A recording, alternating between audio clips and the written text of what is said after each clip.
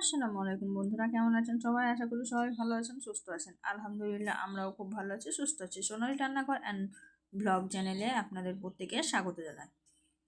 তো আজকে আমি একটা আলাদা ইউনিক রেসিপি নিয়ে এসেছি। খুব অল্প উপকরণে তৈরি হয়ে যায় আর অসাধারণ লাগে খেতে। এই ধরনের একটা রেসিপি নিয়ে এসেছি।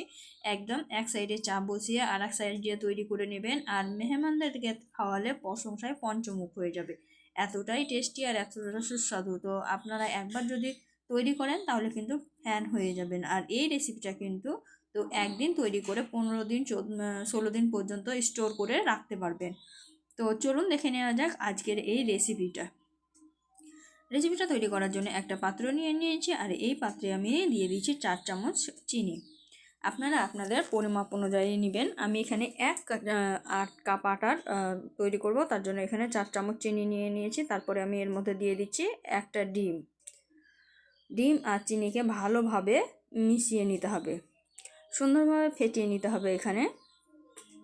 তো দেখতেই পাচ্ছেন আমি 4 চামচ চিনি নিয়েছি, তার জন্য একটা ডিম নিয়ে নিয়েছি, আর এটা কিন্তু 1 কাপ আটার পরিমাপ। তো এর থেকে বেশি নিতে গেলে কিন্তু বেশি কোয়ান্টিটিও বেশি করতে হবে সব কিছুটির। তো এখানে আমি ভালোভাবে একদম চিনিটাকে গলিয়ে নিব। যতক্ষণ পর্যন্ত চিনিটা না গলবে ততক্ষণ পর্যন্ত ফেটাবো। তো এটা ভালোভাবে ফেটা হয়ে গেছে, কালারটা চেঞ্জ হয়ে গেছে। এখন আমি এর মধ্যে দিয়ে দেব সামান্য পরিমাণে লবণ, আর দিয়ে দিব সামান্য পরিমাণে এলাচের পাউডার দিয়ে আবারও ভালোভাবে ফেটিয়ে নেব। এখানে কিন্তু খুব বেশি উপকরণ লাগে না, কিন্তু খেতে অসাধারণ হয়। তো এখন আমি 1 কাপ আটা নিয়েছি, আটাটা অল্প অল্প করে দিয়ে দিব। তো এখানে আমার 1.5 কাপ আটা লেগেছে। আপনাদের ডিমের সাইজ অনুযায়ী কিন্তু আটা লাগতে পারে। এখনকার ডিমটা মানে যে ডিমটা আমি নিয়েছিলাম সেই ডিমটা অনেক মোটা ছিল, তো তার জন্য আমি 1.5 কাপ আটা নিয়েছিলাম। তো এটা দেখতেই পাচ্ছ, অল্প অল্প করে আমি আটা অ্যাড করছি। একসঙ্গে সব আটা অ্যাড করব না, অল্প অল্প করে মিশিয়ে নিব। তো 1 কাপ আটা আমি দিয়ে দিলাম, দিয়ে ভালোভাবে মিশিয়ে নিলাম। তারপরে আমার মনে হয়েছিল যে আর একটু লাগবে, তার জন্য আমি আর 1/2 কাপ নিয়ে নিয়েছিলাম। তো দেখতেই পাচ্ছেন এটা দিয়ে ভালো হচ্ছে না, তার জন্য এটা সরিয়ে দিয়ে আমি হাত দিয়ে এবার ডোটা তৈরি করব। তো প্রথমে হাত দিয়ে ভালোভাবে আমি মাখিয়ে নিলাম, সুন্দরভাবে হাত দিয়ে মাখিয়ে নিলাম।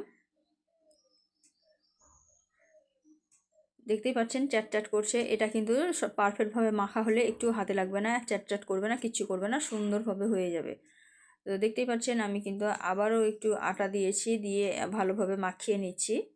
বলেছিলাম 1.5 কাপ আটা ব্যবহার করেছি, আর 1.5 কাপ আটাতে কিন্তু অনেকটা পরিমাণের হয়।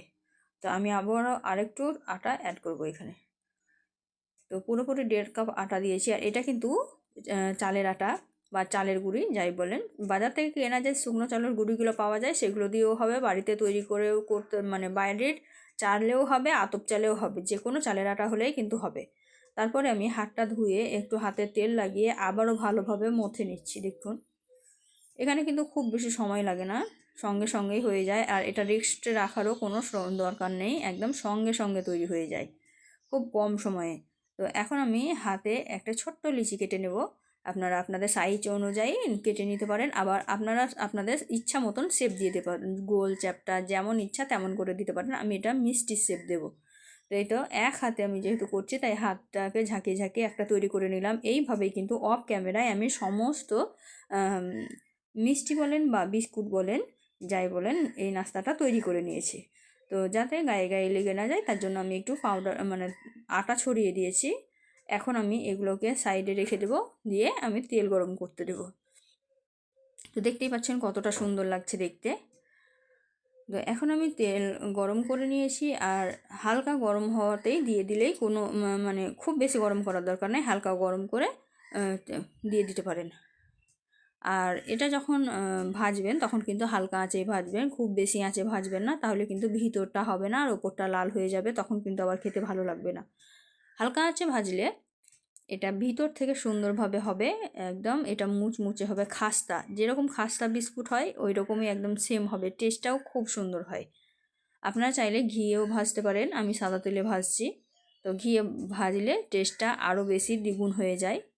তো দেখতেই পাচ্ছেন আমি একসঙ্গে সব কয়টা ভাজবো তাই একটু সাইড সাইড করে দিলাম। আর এইটার বিশেষত্ব হচ্ছে যে এটা যেহেতু চালের গুঁড়ি দিয়ে তৈরি, তাই এটা ফেটে ফেটে যাবে, আর তখনই বুঝবেন যে এটা পারফেক্ট হয়েছে।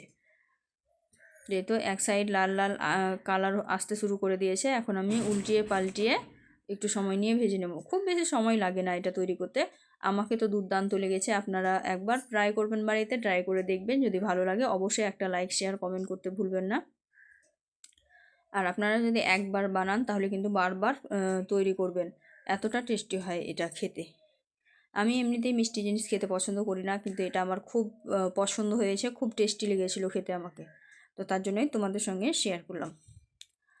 তো দেখতেই পাচ্ছ কালারগুলো কিন্তু চেঞ্জ হয়ে যাচ্ছে, আর আমি উল্টিয়ে পাল্টিয়ে সমানে ভেজে নিচ্ছি। এটা কিন্তু সমানে উল্টিয়ে পাল্টিয়ে ভেজে নিতে হবে। আর এটা কিন্তু ফুলে অনেকটা বড় হয়ে গেছে। এখানে কিন্তু কোনো রকমের খাবার সোডা বা বেকিং পাউডার কোনো কিছু ব্যবহার করিনি, তারপরেও কিন্তু এটা অসাধারণ হয় খেতে, আর অসাধারণভাবে ফুলে ফুলে ডবল হয়ে যায়। দেখতে পাচ্ছেন ফুলে এগুলো ফেটে ফেটে গেছে।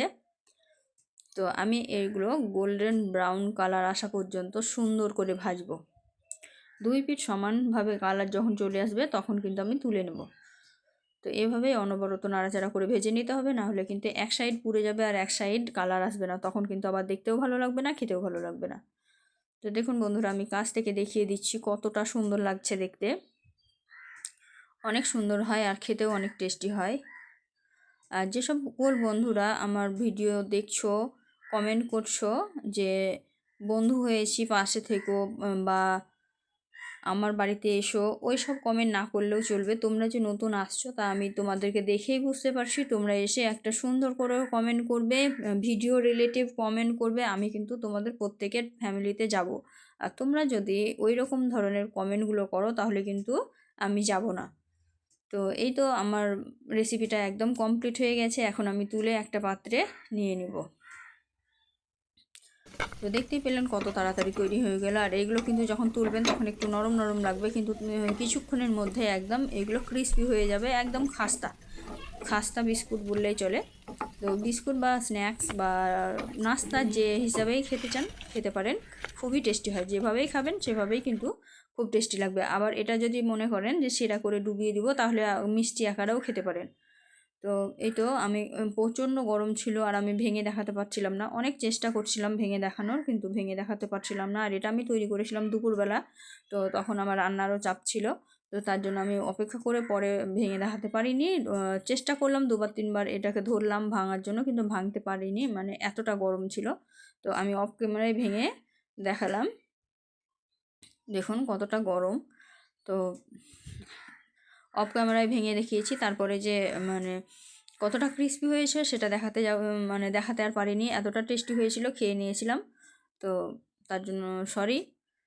তো ভিডিওটি কেমন লাগলো কমেন্টে জানাবেন। আর আজকে এই পর্যন্ত, দেখা হবে এই ধরনের নিত্য নতুন রেসিপি নিয়ে পরবর্তী ভিডিওতে। ততক্ষণ সবাই ভালো থাকবেন, সুস্থ থাকবেন, খোদা হাফিজ।